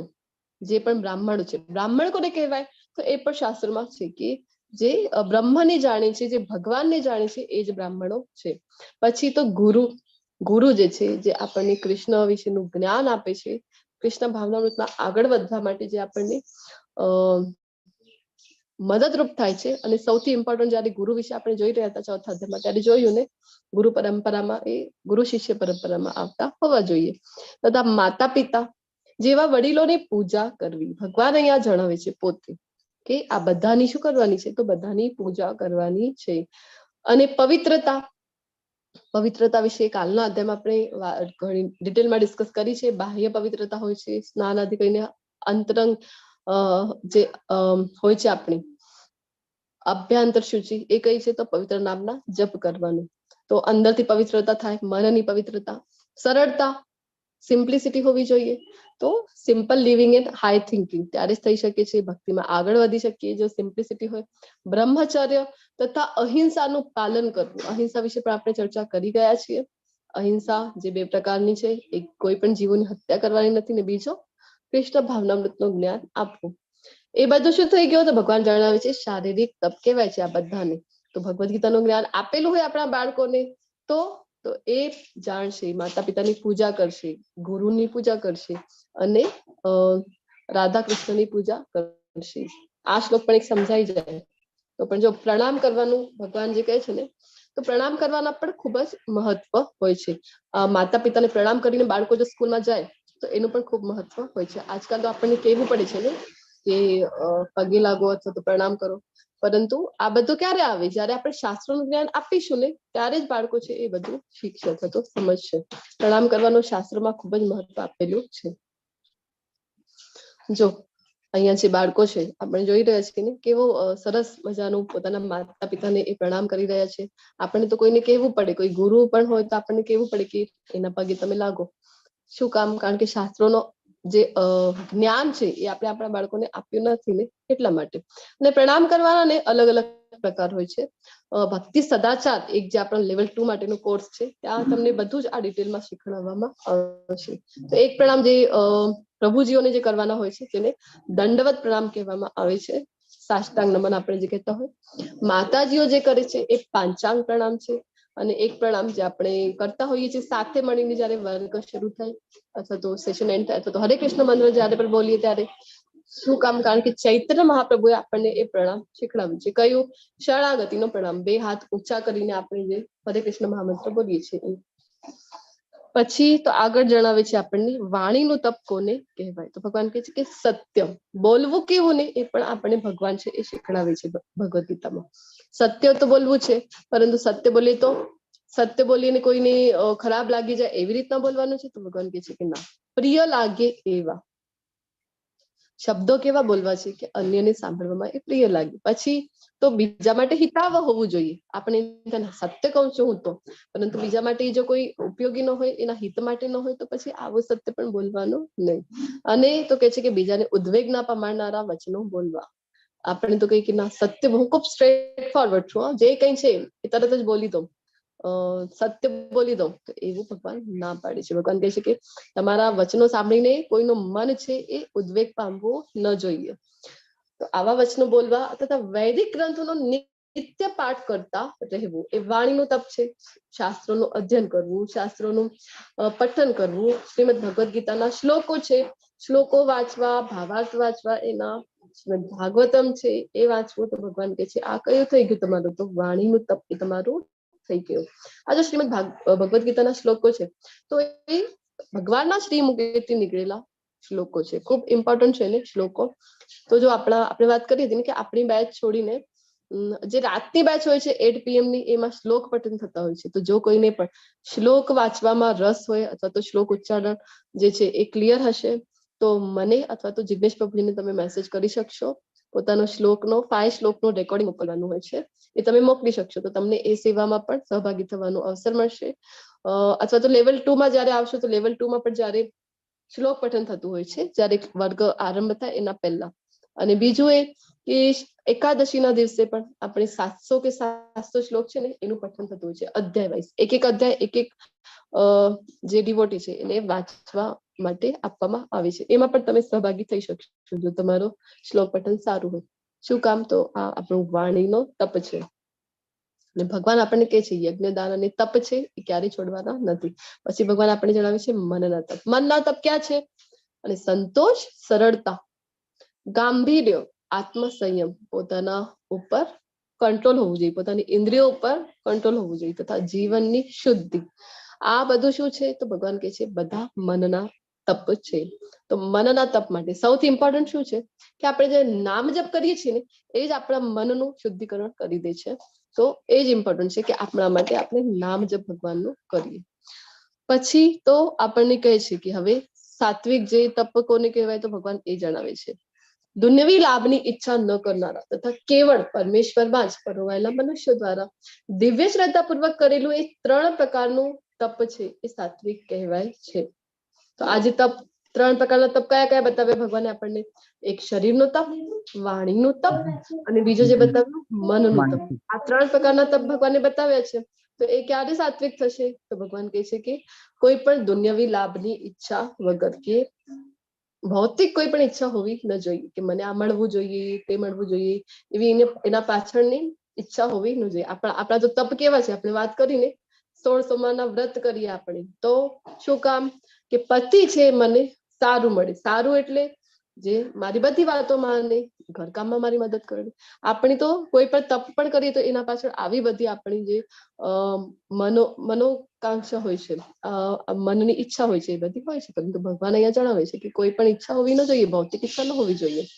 અને કેવળ એનો ઉદ્દેશ્ય શું છે? તો ભગવાનમાં, પરમેશ્વરમાં જ પરાવાયેલો મનુષ્ય છે અને શ્રદ્ધાપૂર્વક કરે. ખૂબ શ્રદ્ધા હોવી જોઈએ તો કહે છે કે સાત્વિક તપ કહેવાય છે. જો અહીંયા અલગ અલગ પરિક્રમા બતાવેલી છે ને, વૃંદાવન પરિક્રમા છે, ગોવર્ધન પરિક્રમા છે, ગોવર્ધન પર્વતની પરિક્રમા કરવાની હોય છે. શું કામ? કારણ કે સાક્ષાત કૃષ્ણ છે જે ગોવર્ધન છે. માયાપુર પરિક્રમા થતી હોય છે. નવદ્વીપ જે ધામ છે, ચૈતન્ય મહાપ્રભુનું જે જન્મ સ્થળ છે, નવદ્વીપ માયાપુર ધામ, એની પરિક્રમા થતી હોય છે. એ ભક્તો એ બધું કરતા હોય છે. અને આપણી જે શ્રી રાધા ગોવિંદ ટેમ્પલ છે ને મંગલુરુમાં, એના તરફથી પણ યાત્રાનું આયોજન થતું હોય છે. વર્ષમાં 3-4 વખત યાત્રાનું સરસ મજાનું આયોજન પરમ પૂજ્ય નામાનીશ પ્રભુજીના માર્ગદર્શન હેઠળ થતું હોય છે. તો તમે ગ્રુપમાં બની રહેશો. જે નેક્સ્ટ યાત્રા છે એના વિશે તમને ઇન્ફોર્મેશન મળશે. ખૂબ ઇમ્પોર્ટન્ટ હોય છે ભક્તો સાથે જયારે આપણે યાત્રામાં જતા હોઈએ, એનું ખૂબ જ અનેરું મહત્વ હોય છે. પછી જે તપ દંભપૂર્વક દેખાડા માટે તપસ્યા પણ કરે તો શું કામ? તો દેખાવો કરવો છે. એવું નહીં કે નિર્જલા એકાદશી નું વ્રત કરી દીધું મેં તો કોઈને દેખાડવા માટે. આવી રીતના કરવાનું છે ભગવાન ના પાડે છે. એનું દંભપૂર્વક કરવાનું નથી. તથા સત્કાર, સન્માન તેમજ પૂજા પામવા માટે કરવામાં આવે છે તે રાજસી એટલે કે તમો ગુણી કહેવાય છે. આ જે તપ હોય છે ને ઘણા લોકોને હોય ને કે બસ દેખાડા માટે, બીજા છે ને મારા વિશે ખૂબ સારું કહેવું જોઈએ બીજા લોકો છે, અથવા તો મારું સન્માન કરે, પૂજા કરે. આપણે કાલ વાત કરી ને કે કોઈ બાબા છે, કોઈ ગુફામાં ગયા, ત્યાં ખૂબ તપસ્યા કરીને આવ્યા, પાછા આવ્યા તો માનની ઈચ્છા છે, બધા છે બોલવા જોઈએ કે બાબાજી કી જય. બધા ફૂલ માળા છે એ બધા પહેરાવે, સન્માન કરે, એમના વિશે સારું કે.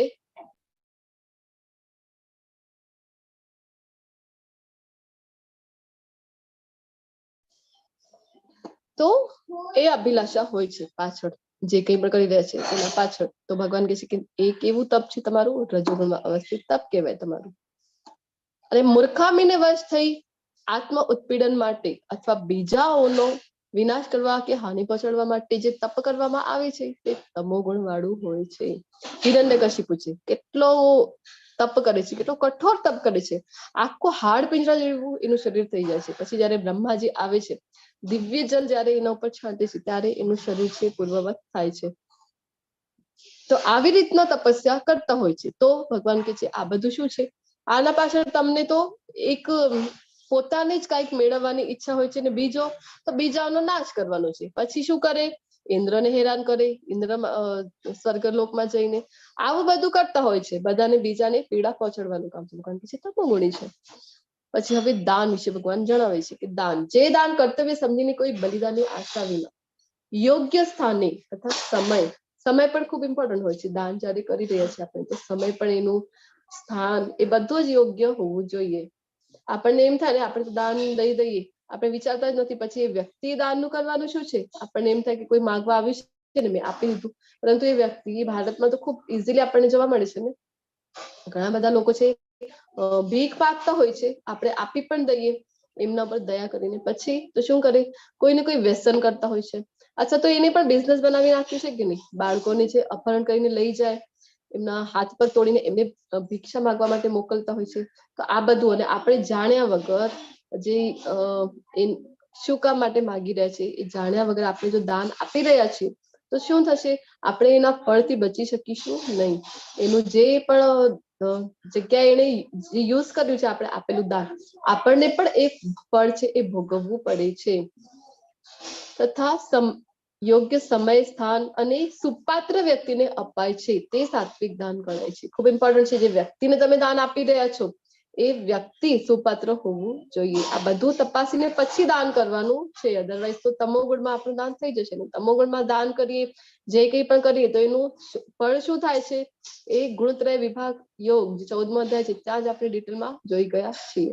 તો અહીંયા જો ભક્ત કૃષ્ણ માટે જે કંઈ પણ દાન આપણે આપીએ છીએ એ ત્રણેય ગુણથી ઉપરનું શુદ્ધ સત્વ ગુણમાં દાન કહેવાય છે. એમ કહેવાય છે કે જયારે આપણે ભોગ ધરાવીએ છીએ ભગવાનને તો ભોજનની શુદ્ધિ થાય છે, નામ જપ લઈએ તો મનની શુદ્ધિ થાય છે, અને જયારે આપણે દાન આપીએ છીએ કૃષ્ણ માટે તો ધનની આપણી શુદ્ધિ થાય છે. ઘણા લોકોને એમ થશે કે ધનની શુદ્ધિ, અમે તો કોઈ પાપ કર્મ નથી કરી રહ્યા, પણ બધાને ખ્યાલ છે કે જે કંઈ પણ ધન આપણે કમાવી રહ્યા છીએ કેટલી બધી એમાં પણ પાપની પ્રોસિજર થતી હોય છે. બિઝનેસ આપણે જો કરતા હોઈએ તો કેટલું બધું ખોટું ત્યાં બોલવું પડે છે અને એવા બધા કાર્યો કરવા પડે છે.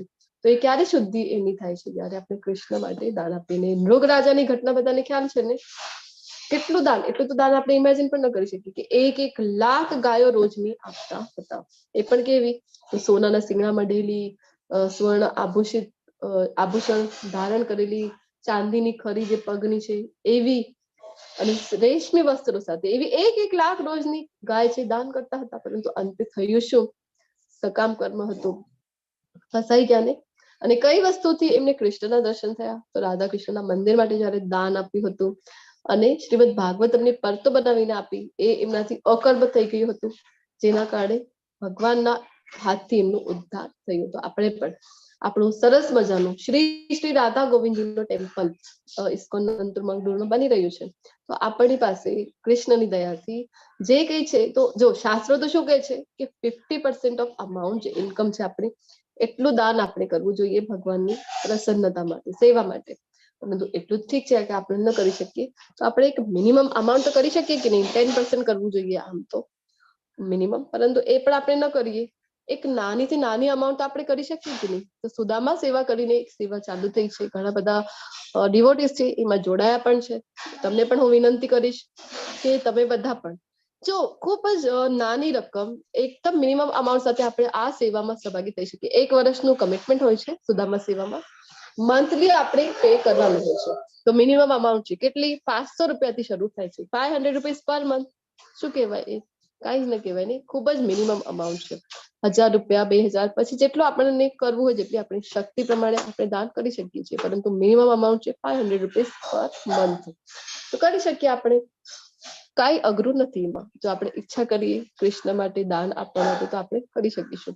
જો બલિરાજાનું ઉદાહરણ અહીંયા આપેલું છે. બલિરાજા એમના ગુરુ શુક્રાચાર્ય એમને જણાવ્યું હતું કે જે નાનકડું બાળક સમજીને આપી રહ્યું છે ને બધું, એ કોઈ સાધારણ બાળક નથી, વિષ્ણુ છે, સાક્ષાત વિષ્ણુ. બધું 3 ડગલામાં તારાથી તો બધું લઈ લેશે તારું. તો પણ બલિ મહારાજ આપે છે ને, શું કે છે કે હું પ્રહલાદ મહારાજનો હું પૌત્ર છું, હું કેવી રીતે ના પાડું. અને 2 ડગલામાં જયારે બધું જ ભગવાન લઈ લે છે, 3જું ડગલું પૂછે છે કે ક્યાં મૂકું, તો પોતાને પણ જે છે સમર્પણ પોતાનું કરી દે છે. એવા બલિ મહારાજ હતા ને. તો આપણે પણ શું કરવું જોઈએ, કૃષ્ણ માટે આપણે દાન કરવું જોઈએ, રાધા કૃષ્ણના મંદિર માટે. શું કામ, કારણ કે આ જે ઇસ્કોનના ટેમ્પલ છે ને, એ કોઈ સાધારણ મંદિરો હોતા નથી. ત્યાં એક એ યુનિવર્સિટીઝ છે. શું કામ, કારણ કે શાસ્ત્રોનો ત્યાંથી જ્ઞાન આપવામાં આવે છે.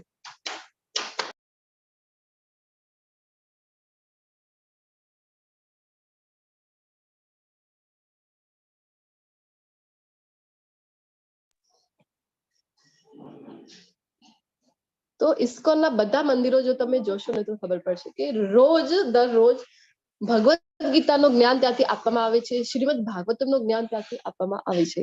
આવી કઈ જગ્યા છે તમે જોઈ છે કે જ્યાંથી રોજ શાસ્ત્રોનું જે અધ્યયન કરાવવામાં આવે, અભ્યાસ કરાવવામાં આવે છે, એ પણ નિઃશુલ્ક ક્યાંય પણ કરવામાં આવતું નથી. પરંતુ શ્રીલા પ્રભુપાદજીના આદેશથી ઇસ્કોનના બધા ટેમ્પલો એ યુનિવર્સિટીની જેમ છે. ત્યાં આપણે બધા ટેમ્પલોમાં શાસ્ત્રોનું અધ્યયન કરાવવામાં આવે છે. આપણે પણ આજો ઓનલાઈન આપણે આ જોડાયા છીએ આ કોર્સમાં, તો 1 પણ રૂપિયાનો ખર્ચ આપણને અહીંયા લાગતું નથી. લેવલ 1 તમે કેટલી પણ વખત રિપીટેશનમાં કરી શકો છો, લેવલ 2 પણ તમે રિપીટેડલી કરી શકો છો. 1 પણ રૂપિયાનો ખર્ચ આપણને લાગતો નથી. પછી ભક્તિ શાસ્ત્રી સુધીમાં પણ, ભક્તિ શાસ્ત્રી આમ આપણે કરવા જઈએ ને બહારથી, તો ઘણી બધી એની પણ ફીસ હોય છે, ટેમ્પલથી પણ કરીએ તો. પરંતુ અહીંયા આપણે ઓનલાઈન છીએ, તો અહીંયા પરમ પૂજ્ય નામાનિષ્ઠદાસ પ્રભુજીની કૃપાથી આપણે ભક્તિ શાસ્ત્રીનો પણ 1 રૂપિયાનો પણ ખર્ચ આપવો પડતું નથી. તો આપણે પણ કર્તવ્ય છે ને કે આપણે પણ રાધા કૃષ્ણના મંદિર માટે આપવું જોઈએ. કારણ કે એ કઈ જગ્યાએ એ યુઝ થઈ રહ્યું છે, તો મંદિરના નિર્માણમાં, જ્યાંથી હજી પણ કેટલાક હમણાં સુધીમાં આપણા આ ઓનલાઈન ક્લાસીસમાં લગભગ 7.5 લાખ જેટલા લોકો છે એ પાર્ટિસિપેટ કરી ગયા છે. શાસ્ત્રનું, શ્રીમદ ભગવદ ગીતાનું જ્ઞાન છે એ લઈ ગયા છે. તો ત્યાંથી પણ જયારે ટેમ્પલ બનવાનું છે, તો ત્યાં લાઈવ જઈને આપણે બધા પણ ત્યાં સાથે મળીને જઈ શકીશું. પરમ પૂજ્ય નામાનિષ્ઠદાસ પ્રભુજી પાસેથી હમણાં તો જે ઓનલાઈન આપણે જાણી રહ્યા છીએ કૃષ્ણ વિશે, એમના મુખેથી પણ આપણે સાંભળી શકીશું. કારણ કે ત્યાં સરસ મજાની રહેવાની પણ વ્યવસ્થા કરવામાં આવી છે. જે ડિવોટીસ ત્યાં આવવા માંગે છે, રહેવા ઈચ્છે છે, એમના માટે તો ખૂબ ઇમ્પોર્ટન્ટ છે. હવે તમને એમ થશે કે પહેલા તો કહેતા હતા 1 રૂપિયાનો પણ ખર્ચ નથી ને, હવે કીધું ને દાન વિશે. શું કામ, કારણ કે આ જે આપણો અધ્યાય છે, જ્યાં ભગવાન જયારે વાત કરે છે દાન વિશે, તો મારી ફરજ છે કે તમને સમજાવવાનું કે કઈ જગ્યાએ, યોગ્ય જગ્યાએ, કઈ જગ્યાએ આપણે દાન કરવું જોઈએ. એટલા માટે તમને કહેવામાં આવે છે. તો તમારી એ પોતાની ઈચ્છા છે. તમને કોઈ પણ અમારી તરફથી કોઈ પણ કોલ કરવામાં આવશે નહીં કે તમે દાન કરો. એ ટોટલ તમારી ઈચ્છા છે. તમારે કરવું હોય તો તમે કરી શકો છો, નહીં કરો તો પણ એક વસ્તુ તમારી સૌની પાસે છે, એ હું જરૂરથી તમને દાન કરવા માટે જે વિનંતી કરીશ. કઈ, જે બધા પાસે સેમ અમાઉન્ટમાં છે, સમય પણ આપણી પાસે ખૂબ ઇમ્પોર્ટન્ટ હોય છે, ખૂબ પ્રિશિયસ હોય છે ને સમય. તો સમય તો તમે આપી શકો કે નહીં દાનમાં, તો જરૂરથી આ જે કોર્સ છે ભગવદ ગીતાનો એ ફરીથી તમે કરજો. અને લેવલ 2 માં પણ આવશો. અને જે પણ આપણા રિલેટિવ્સ છે, સ્નેહીજનો છે, મિત્ર વર્તુળ છે, કે આપણે જરૂરથી ભગવદ્ ગીતાની જે ન્યૂ બેચ છે એના વિશે તમે જણાવજો. એ તો દાન આપણે કરી શકીએ કે નહીં? તો આ જે દાન છે ને આપણો કૃષ્ણ માટે જે કરીએ તો એ તો ત્રણેય ગુણથી ઉપરનું શુદ્ધ સત્વ ગુણનો દાન છે. પછી આગળ આપણને જણાવે છે કે પરંતુ જે દાન અમુક બલિદાનની અપેક્ષાથી અથવા તો કર્મ ફળની ઈચ્છાથી અથવા તો નામરજીપૂર્વક, જો નામરજીપૂર્વક આપવામાં આવે ને તો આપણા ટેમ્પલમાં પણ ક્યારે પણ એ ડોનેશન સ્વીકારવામાં આવતું નથી. તમારી ઈચ્છા હોય તો જ તમે આપો, કારણ કે કૃષ્ણ પણ એનો સ્વીકાર કરતા નથી. ઘણા લોકોને થાય ને કે કીધું તમે એટલે અમને કરવું પડે છે, અમારી તો કોઈ ઈચ્છા નથી. તો ભગવાન કહે છે કે આ રજોગુણી દાન કહેવામાં આવે છે. ઈચ્છાની વિરુદ્ધ તમે આપી દો, અથવા તો કોઈ કર્મફળની ઈચ્છા છે એના ઉપર. તો જો કોરોના કાળમાં આપણે જોયું ને કે સાધારણ કોઈ બિસ્કિટનો પેકેટ આપી દે અથવા તો કોઈ 2-5 રૂપિયાનો માસ્ક આપી જાય અને એમાં પણ સેલ્ફી કાઢે. જો જેને દાન આપી રહ્યા છો એને પણ એવું ફીલ ન થવું જોઈએ. અહીંયા આપણે જોઈ રહ્યા છીએ ને એમ લોકોને શર્મિંદગી ફીલ થાય છે અને લોકો શું કરે, આવા બસ કેટલો દાન કર્યું છે મેં, આ દેખાડો કરવા માટે દાન કરી અને પછી એને સોશિયલ મીડિયા ઉપર મૂકી દેતા હોય છે. અથવા તો કોઈની પાસે આપણે જઈએ, આપણે કહીશું કે મંદિર માટે દાન કરવાનું છે, દાન આપો તમે, સારું કહેવાય રાધા કૃષ્ણ મંદિર માટે. તો શું કહેશે, તમારા મંદિરમાં એ વ્યવસ્થા કરેલી છે કે અમને એના ઉપર ઇન્કમ ટેક્સ ની કોઈ જે છે સહુલિયત મળે છે? આપણે જો કહીએ કે ના આવી તો કોઈ નથી પાસે, તો નથી કરવું, તો અમે બીજી જગ્યાએ દાન કરીશું. એટલે દાન પણ કરે તો એમાં પણ પોતાનો સ્વાર્થ એ જોતા હોય છે, આવી જગ્યાએ દાન કરે. અથવા તો મોટા મોટા પાટિયા ઉપર મારું નામ લખેલું હોવું જોઈએ, આવી બધી ઈચ્છા હોય છે, માનની ઈચ્છા. ભગવાન કહે છે કે રજોગુણી દાન છે. અને જે દાન ગમે તેવી અપવિત્ર જગ્યાએ, અનુસૂચિત સમય, કોઈ કુપાત્ર માણસને અથવા પૂરતું ધ્યાન તથા આદર આપ્યા વિના જે સામેવાળી વ્યક્તિ છે એને દાન આપી રહ્યા છે, એને પણ પૂરતું એમનું રિસ્પેક્ટ જળવાઈ રહે, એમનું માન જે છે એ જળવાઈ રહે એનું ધ્યાન રાખવાનું છે. અને આવી રીતે જો કરી રહ્યા છે કુપાત્ર વ્યક્તિને અનુસૂચિત સમય, તો ભગવાન કૃષ્ણ તામસિક છે. જનરલી ફોરેનમાં જોવા મળે છે કે વ્યસન કરવા માટે તો ખુલ્લેઆમ ત્યાં છે કે દાન માંગતા હોય છે અને લોકો આપી પણ દે છે. તો શું થાય, તો આપણે કોઈ મદદ નથી કરી રહ્યા, અથવા તો આપણે જે દાન આપીએ છીએ આપણે જોઈ નથી રહ્યા કે કઈ જગ્યાએ જવાનું છે, કોઈ કત્તલખાના માટે જવાનું છે. તો એ બધું પાપનું જે ભાગ છે, જે ફળ છે એ પણ આપણી સાથે આપણે બાંધી રહ્યા છીએ. આપણને એનું પાપ છે એ લાગવાનું છે. આપણે એમ ના કહીએ કે મને ખબર નહોતી, એ જગ્યાએ દાન કરી દીધું, આપણે બચી ગયા નહીં. કર્મનો સિદ્ધાંત આપણને લાગુ પડે છે. તો હવે જ્યારે 3 ગુણોમાં યજ્ઞ, દાન અને તપ છે ભગવાને જણાવી દીધું, તો અંતે આપણને કહે છે કે કરવું કેવી રીતે. આ જે યજ્ઞ, દાન અને તપ છે એ કેવી રીતે કરશો તમે, તો 3 ગુણથી ઉપર, એટલે કે 3 ગુણમાં છે તો તમને તો બાંધશે, 3 ગુણથી ઉપર કહેવાશે. તો એના વિશે હવે જણાવવાની શરૂઆત કરી છે કે સર્જનની શરૂઆતથી ઓમ તત્સત આ 3 શબ્દો પરમ સત્યનો નિર્દેશ કરવા માટે પ્રયુક્ત કરતા રહ્યા છે. તો બ્રહ્માજીને જ્યારે કહેવામાં આવ્યું હતું કે તમે સર્જન કરો સૃષ્ટિનો ફરીથી, તો એમને કઈ ખ્યાલ જ આવી રહ્યું નહોતું કે શું કરવાનું શું છે મારે. તો પછી એમને ત્યાંથી અવાજ આવ્યો પાણીથી, તપ તપ એવું અવાજ આવ્યો અને પછી એ તપસ્યા કરી છે. અને પછી તો ભગવાન કહે છે કે જે કંઈ પણ કરે છે યજ્ઞ, દાન અને તપ, તો એ ઓમ તત્સત આ શબ્દનો પ્રયોગ કરીને કરે છે. તો ઓમ તત્સત વાસ્તવમાં કોણ છે? ઓમ કોણ છે? તો આપણે જોઈ ગયા છે. ઓમ એટલે કોણ છે? તો કૃષ્ણ પોતે જ છે. પોતાની વિભૂતિમાં પણ કહ્યું હતું અને એના પહેલા 7મા અધ્યાયમાં પણ કીધું હતું ને, પ્રણવ, ઓમ જે છે એ હું છું. આ 3 પ્રતિકાત્મક અભિવ્યક્તિઓ બ્રાહ્મણો દ્વારા વૈદિક મંત્રોનું ઉચ્ચારણ કરતી વખતે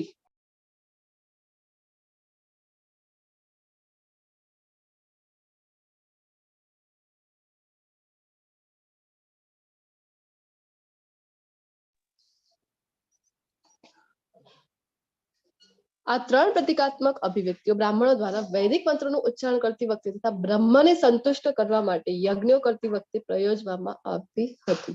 જ્યારે પણ યજ્ઞ, દાન અને તપ કરવામાં આવતા ત્યારે આ ઓમ તત્સત કરીને કરવામાં આવતા હતા. કોના માટે? તો ભગવાનને સંતોષ કરવા માટે.